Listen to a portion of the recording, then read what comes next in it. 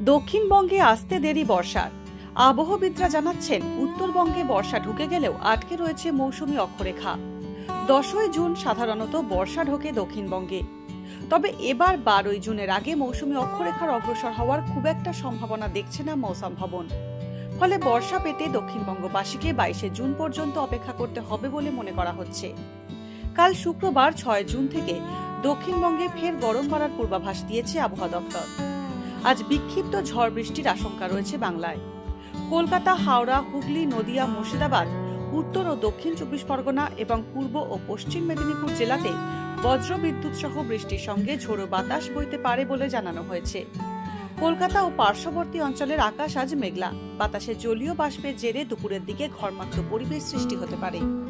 Download করুন এই সময় অ্যাপ iOS ও অ্যান্ড্রয়েডের জন্য।